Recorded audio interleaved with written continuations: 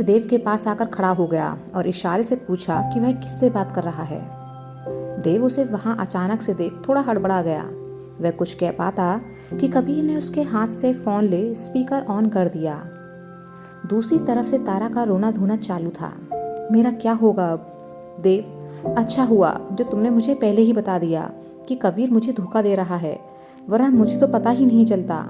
तुमने ही मुझे कबीर की दूसरी मोहब्बत नाम की मुसीबत के बारे में बताया था, तो अब तुम ही मुझे बताओ कि क्या करना है। या तो मुझे शूट कर दो या फिर उस चुड़ैल को। अब मुझसे और सहन नहीं हो रहा।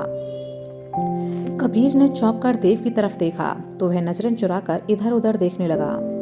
कबीर, ये क्या बोले जा रही है? क्या कहा तूने तारा से? देव हड़बड़ा उठा। मुझे क्या पता, तूने बेचारी को डांटा है, इसलिए गम में कुछ भी बोल रही है। कबीर ने नाराज होते हुए उसे देखा। अपनी हरकतों पर पर्दा मत डाल, तेरी कारस्तानी जान चुका हूँ। उसने अपना फोन देव के हाथ में थमा दिया और बोला, तुझसे कोई बात करना चाहता है। देव ने उस फोन को हाथ में ले लिया और हेलो बोला ही था कि दूसरी तरफ से राधा माँ की आवाज आई। हेलो किसको बोल रहा है? मैं हूँ, तेरी माँ। गधा, उल्लू, शैतान, ये क्या हरकत है तेरी? शर्म आनी चाहिए तुझे। इतना बड़ा होकर ऐसी बचकानी हरकतें करता है। अरे एक रावण और ये दूसरी चापली कम है क्या, जो तू भी ऐसी हरकतों पर उतर आया? देव पहले तो राधा माँ की आवाज सुन चौंका, फिर मुंह लटकाकर डांट खाने लगा। कबीर चुपचाप उसे देखे जा रहा था। तभी दूसरी तरफ से इस बार साहिबा की आवाज आई। देव भाई, ऐसे झूठ नहीं बोलना था आपको। पता है ना कि तारा कितनी ज्यादा पजेसिव है कबीर भाई के लिए। पूरा घर सिर पर उठा रखा है उसने। ऐसा नहीं करना था आपको। तभी मौली की गुस्से से भरी आवाज आई। इसे इतना प्यार से समझाने की कोई जरूरत नहीं है भाभी। गलती की है तो डांट लगेगी।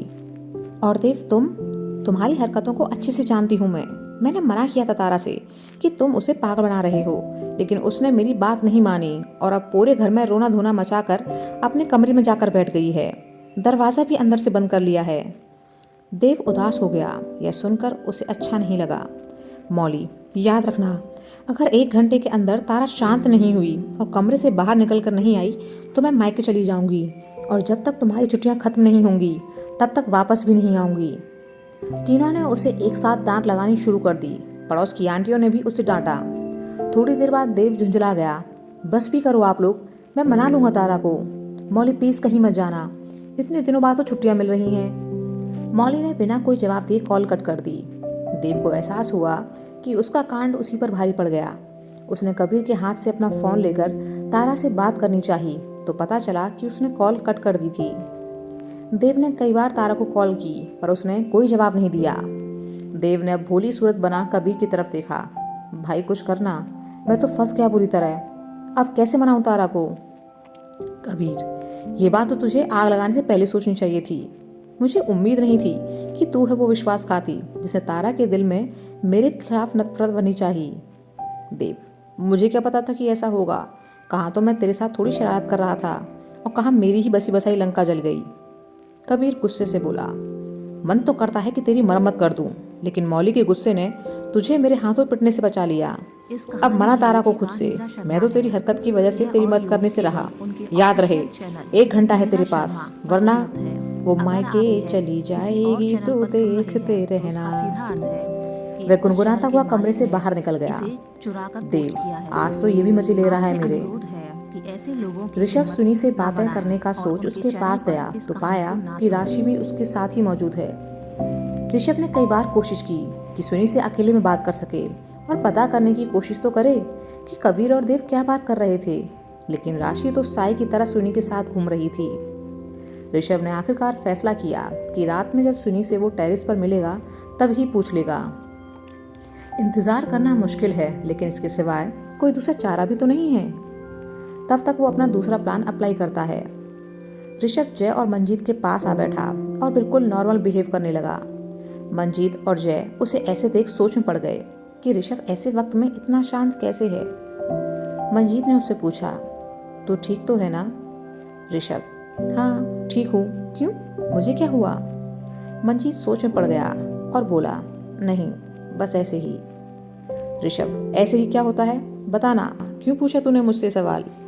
मंजीत, वो ना, तभी पीछे से लेटा हुआ जय बोला, वो इसलिए क्योंकि आप बहुत देर बाद यहाँ आए हो हमारे पास, तो हमें ऐसी हालत में छोड़ अगर आप गायब होंगे तो अजीब तो लगेगा ही ना। अब खुशी खुशी तो आप हमें अकेला छोड़ने से रहे, तो कोई वाजिब रीज़न होगा। बस इसलिए पूछा मंजीत सर ने कि सब ठीक तो है ना। क्यों मंजीत सर, सही कहा ना मैंने? मंजीत ने हाँ में सिर हिला दिया। ऋषभ मन महसूस कर रह गया और सोचने लगा कि वहाँ राशि मुझे तेज से बात नहीं करने दे रही, यहाँ ये कबूतर मुझे मंजीत से बात करने नहीं दे रहा। कबीर देव का तो मिजाज ही अलग है। ये सब महज एक इत्तेफाक है या मेरे खिलाफ कोई साजिश है इन लोगों की? इत्तेफाक है तो कोई बात नहीं, लेकिन अगर ये कांड हुआ तो बहुत भारी पड़ेगा इन लोगों पर। कुछ देर बाद डॉक्टर चेकअप के लिए आए तो ऋषभ बाहर निकल गया। डॉक्टर के जाने के बाद मंजीत ने जय की तरफ देखा। तूने बताने क्यों नहीं दिया ऋषभ को कि हमें पता है कि कबीर उसकी शादी सुनी से नहीं होने दे रहा? थोड़े मजे तो हम भी ले लेते। जय, बस यही तो आप मात खा गए जो अब तक ऋषभ सर को नहीं समझ पाए। वो यहाँ आपके पास बैठे ही इसलिए थे कि पता कर सकें कि माजरा क्या है। वो बातों में घुमाकर सब जानने की कोशिश में थे कि जैसे ही आप उनसे उनकी शादी सुनी मैम से ना होने का दुख जताओगे, वो आपको आपकी ही बातों में लपेट लें। अब तक तो उनके दिमाग के घोड़े भी दौड़ने लगे होंगे, क्योंकि ये तो किसी को भी हजम नहीं होगा कि कबीर सर सही बात का समर्थन ना करें। मंजीत, बात तो बराबर बोला। जय मुस्कुरा दिया। 1 घंटा होने वाला था। तारा ने देव से बात नहीं की थी और कबीर भी उससे नाराज सा था। देव परेशान सा कमरे में इधर उधर घूम रहा था कि पता नहीं क्या होगा। मौली कहीं सच में न चली जाए। माँ भी फोन नहीं उठा रही थी। थोड़ी देर बाद कबीर वहाँ आ खड़ा हुआ। देव ने उसे देखा तो बोला, भाई कुछ कर, समय निकलता जा रहा है। तारा को कैसे मनाऊं? मौली को कैसे रोकूं? क्या सोचा था और क्या हो गया? कबीर, मौली से बात हुई? देव, फोन नहीं उठा रही। देव को ऐसे परेशान देख कबीर हंसने लगा। देव अचंभे से उसे देखने लगा। तू हंस रहा है? कबीर, तो और क्या करूं? देव, मैं बुरी तरह फंस गया हूँ, मदद करना। कबीर ने अपना फोन देव के हाथ में थमा दिया। ले, बात कर ले। देव, कौन है? फिर डांट खिलानी है क्या? कबीर, तुझे बात करनी है या जाऊं? देव ने फोन ले कान पर लगाया तो दूसरी तरफ से तारा के जोर से हंसने की आवाजें आ रही थीं। वह तारा को हंसते सुन दंग रह गया कि इसे क्या हुआ है। तारा ने कुछ वक्त बाद खुद को संयमित किया। क्या हुआ देव बाबू, इतने चौंक क्यों गए? तुम ना सच्ची में देवदास हो। तुमने सोच भी कैसे लिया कि मैं तुम्हारी इस बात पर यकीन कर लूंगी? भूल गए कि ऋषभ भी मेरे साथ ऐसा ही मजाक कर चुका है। तब तो मैंने कबीर को तंग करने के लिए ऐसे दिखाया था कि मैं उसकी बात मान चुकी हूँ। तारा अपने कबीर पर कभी शक नहीं कर सकती। देव यह सुनकर हैरत में पड़ गया। जब तुम्हें सब पता ही था तो फिर तुम रोई क्यों? क्यों इतना हंगामा किया? कितनी ज्यादा डांट पड़ी मुझे तुम्हारी वजह से। कबीर, तारा की वजह से नहीं, खुद तेरी वजह से हुआ है तेरे साथ ये सब। किसने कहा था तुझे कि तू तारा के साथ शैतानी कर? देव मुंह लटकाकर खड़ा हो गया। तारा, और फिर मैंने सोचा कि तुम्हें तुम्हारे कांड में ही फंसाना चाहिए। मेरे और कबीर के बेस्ट फ्रेंड होकर हमें को पागल बना रहे थे। मैंने फिर खूब रोना धोना किया, हंगामा बचाया। बेचारी मौली और राधा माँ ने जब देखा कि मैं इतनी परेशान हूँ तो तुम्हारी खूब अच्छी से डांट लगाई और उनका साथ दिया मौली साहिबा भाभी और पड़ोसियों ने। क्यों, मजा आया ना? देव ने अपना सिर पकड़ लिया। तुमने तो मेरी जान ही निकाल दी थी। अब तो कम से कम माँ और मौली से बोल दो कि तुम मजाक कर रही थी। तारा, बोल दूंगी, लेकिन आज के बाद मेरे साथ कोई कांड नहीं करोगे, इसका वादा करो, वरना मौली बस घर से निकल ही रही है। देव हंस पड़ा। मैं वादा करता हूँ कि आज के बाद दोबारा कांड करने की सोचूंगा भी नहीं। मुझे बार बार ऐसे डांट खाने का शौक नहीं है।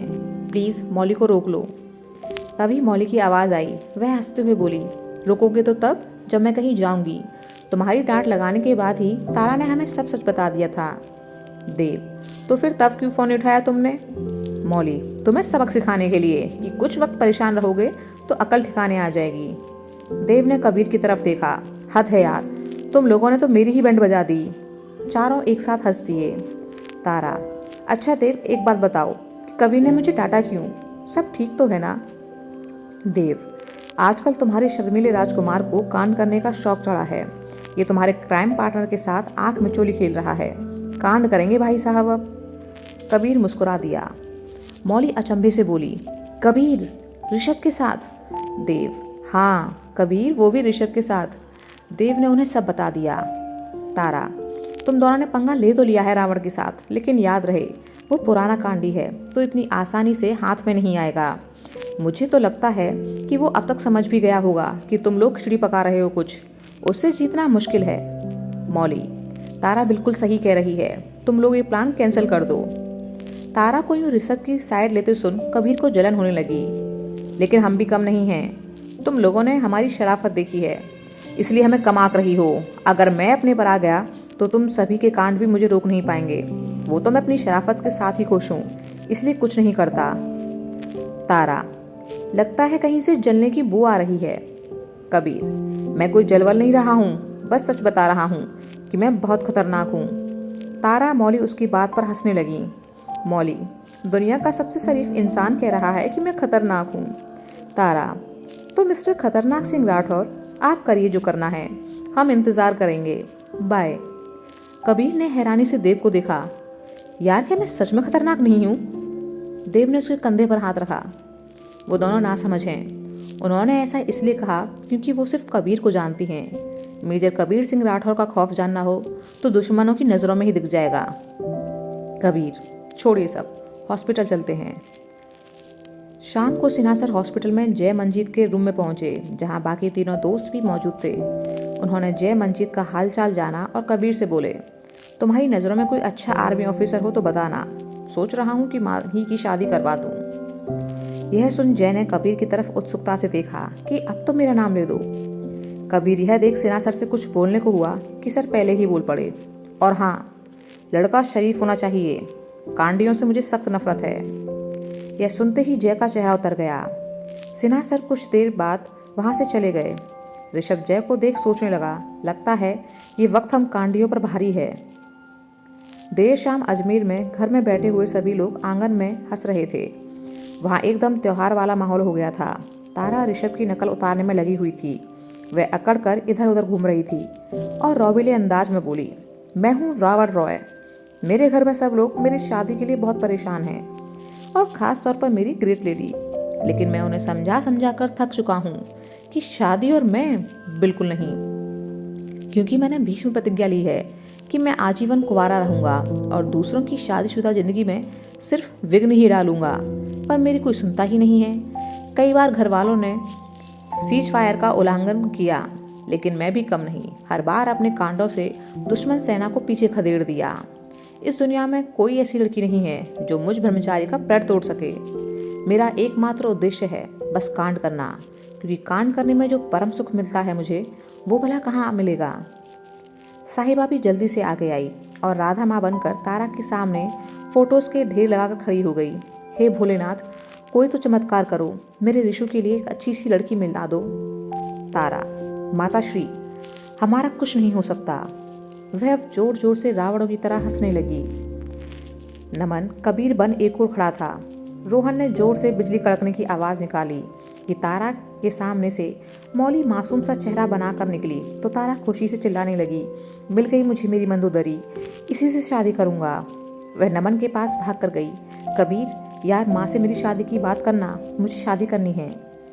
नमन सोचते हुए बोला, लेकिन तूने तो ब्रह्मचारी रहने का। तारा, अरे वह तो बस एक मजाक था, तू बात करना माँ से। नमन बेरुखी से बोला, अब कुछ नहीं हो सकता, क्योंकि माँ ने तेरी शादी निशा से तय कर दी है। तारा बच्चों की तरह रोने लगी, तू धोखेबाज निकला कबीरे, लेकिन मुझे तेजस्विनी चाहिए, मैं तो उसी से शादी करूंगा। इतने में मुग्धा वहां निशा बनकर आई और तारा का हाथ पकड़ जबरदस्ती अपने साथ ले गई। मैं भी देखती हूँ कि तुम्हारी शादी कैसे मुझसे नहीं होती। मौली अपने दुपट्टे से आंसू पोंछने का नाटक करने लगी। तभी तारा मुग्धा से अपना हाथ छुड़ा मौली के पास आई और उसका हाथ पकड़ उसके साथ कुछ कदम भाग गई। सभी अब खिलखिलाकर हंसने लगे। राधा माँ की गोद में बैठा अंश बोला, मम्मा ने बताया है कि घर में 2 चाची और आ रही हैं, मैं उनके साथ भी गेम खेला करूँगा, 2 प्लेयर और बढ़ जाएंगे मेरी टीम में। तारा, हाँ बेटा, वैसे इस बार सिर्फ आप ही नहीं, हम सभी मिलकर आपके ऋषभ चाचू के साथ गेम खेलेंगे। रात को ऋषभ टेरेस पर सुनी का इंतजार कर रहा था।